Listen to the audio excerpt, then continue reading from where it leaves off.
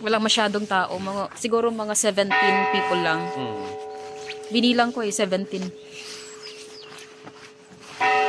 At saka walang masyadong anuhan ang mga Rebolto. Konti lang. Rebolto, I mean, Jesus, Church of Jesus lang. Nakita ko lang yung pictures na like this. You survived the Finnish church first time. Oo. Kahit hindi ko naintindihan. May naintindihan ako. Amen. Malungkot ba?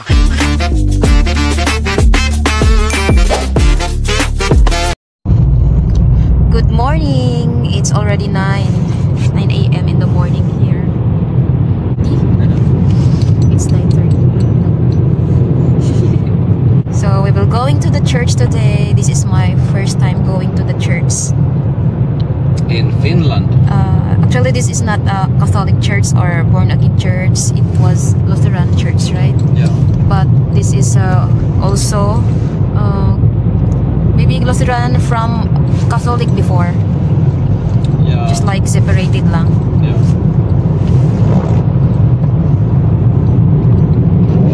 Same God. Of course. The same God. Holy Spirit and Jesus. You are speaking Holy Spirit now, Jesus. Have a blessed Sunday, everyone. The weather today cloudy. After the church, it should be a little bit sunshine. Yeah, sana. Are you sure? You know. The weather forecast says so. That's good. Maybe. Yeah. Even there, you start to see bright skies. Yeah. But here, it's raining a little bit. Yeah, and the snow melted away now. Look, honey, did you see already the grounds? Yeah. I think last night rain. Yeah, maybe a little bit.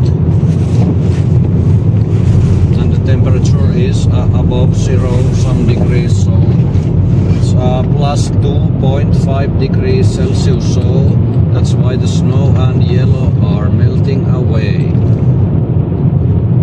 Did you notice how many degrees today outside? Yeah, 2.5 says the car. 2.5. Kaya not too cold, hindi sobrang malamig. Yeah. I didn't even take my gloves. I'm wearing double gloves. So to make sure na hindi ako malamigan, of course. This is the road going to Askola Poblacion.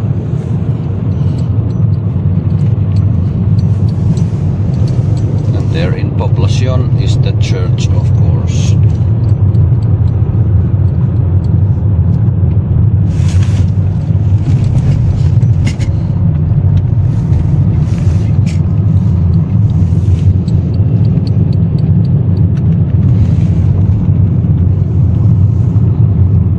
How many kilometers? 11 kilometers, right? Yeah. To the church from Askola. I know, from Home. our home.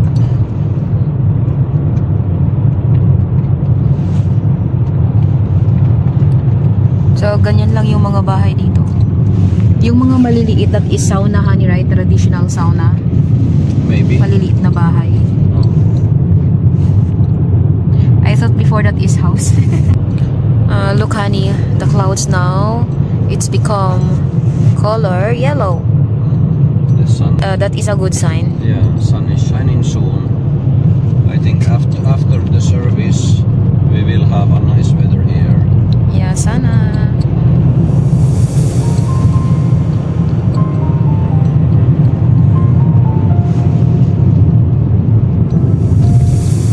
I've come so far away from home. There's no way I'm turning back now. My destination is unknown, so I keep pushing, never slow down. A big blue sky, a pocket of dreams. Yeah, it looks like the sun is shining soon. It should have been that one. Oh, sayang.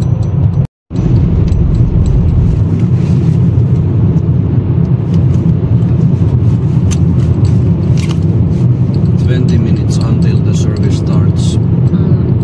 So we are a little bit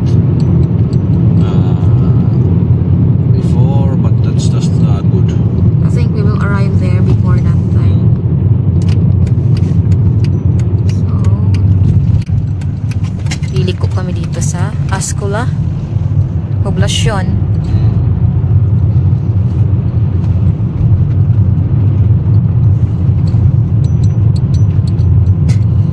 Look, the weather is already looking more bright here. Maganda ang panahon today. Tamang-tama. And you will see that more after the church service. And here is the church. Here. So that is the church here in Ascula. Medyo maliit siya, honey, than Porvo. So there's a lot of space here, honey, parking area. Yeah, not so many cars Not so here many yet, cars. I think. So meaning, walang masyadong pumunta.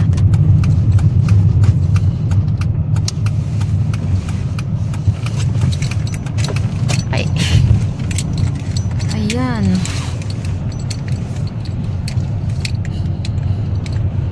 Dalawang kotse pa lang nakaparada. I thought here is full. But no. Oops. The sun is shining soon. Let's go there. Ayun o, maraming mga raven birds. Raven. So, nandito na kami sa Ascula Church. Nag-iisang church sa Ascula. Right, honey? Nag-iisang church. Yeah. Only one.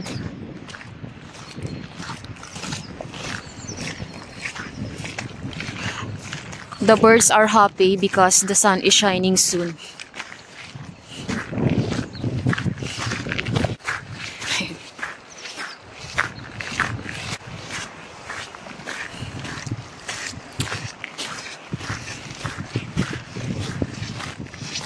At saka sa church nila, Also wheelchair access. oh yeah, walang masyadong nagsisimba na mga young people. Kadalasan mga old people. Where is the entrance? Everywhere?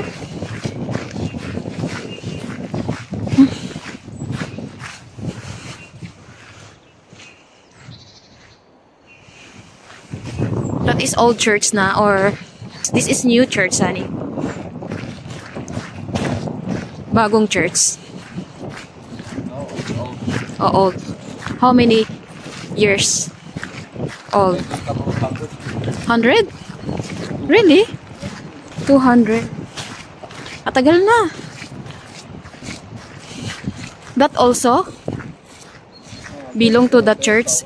Yeah.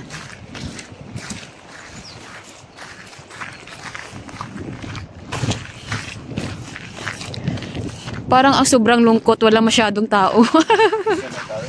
This is cemetery? Ah, cemetery. And also memorial for all the Finns who Sa tabi died ng in ano? the wars. Really? Yeah, against Russia, Soviet Union. Yeah, sa tabi lang ng church yung ano, cemetery. Maganda. So here we go.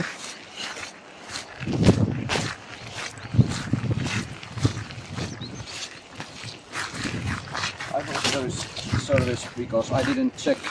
Oh, you didn't check. But So, I just asked you. meaning, not sure if there is a church service today.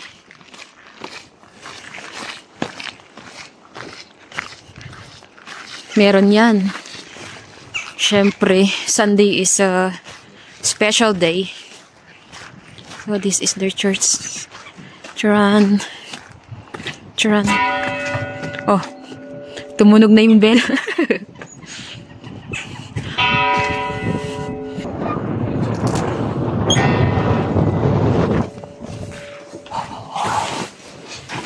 Oh, walang tao pa. Honey, why there's no people here?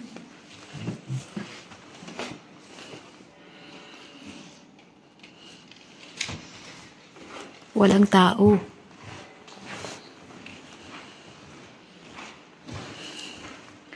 Lutheran Church.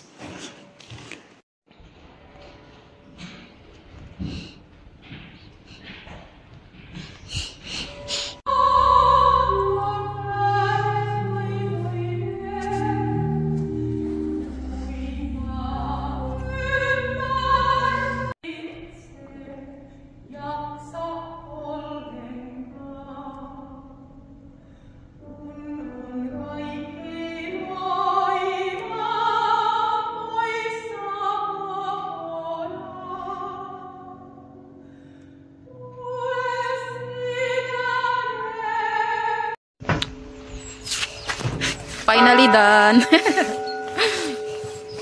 Walang masyadong tao. Siguro mga 17 people lang. Binilang ko 17. Uy, malamig na dito sa labas.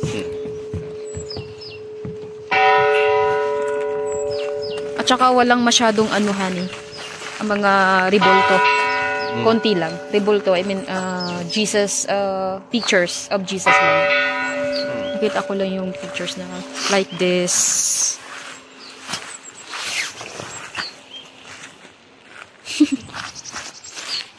Let's go back home. You survived the Finnish church first Oo, time. kahit hindi ko naintindihan. May naintindihan ako. Amen. Malungkot ba? Amen, amen, amen. And then, ano pa naintindihan ko? Sobrang tahimik at malungkot ba? Hindi naman. Just like, nakakaantok. I feel sleepy there. Yeah, I noticed that from you. Walang masyadong tao. Walang katao-tao dito, honey. I never saw so few It feels like it was a private place. Finally, ayan yung simbahan.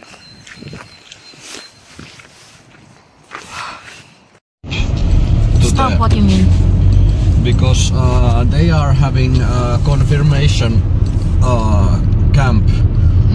And before that, the actual camp period, they have to attend certain number of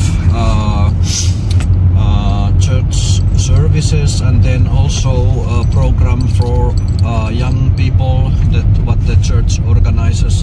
They have to attend a certain number of those events and then collect a stamp or signature from them that they attended that. So it looks like not so much young people there. Only two. Yeah. Kita ko yung dalawa. And Siguro the two only for that they can collect the signature from the I think priest. they are teens, honey. Yeah, they are I think 15 years old. 15 years old or 16. So our next program going to Porvoo and visiting my parents. Porvoo Market. No, Ay, not your market. parents. Yeah. Oh, your parents. Oh, malamig.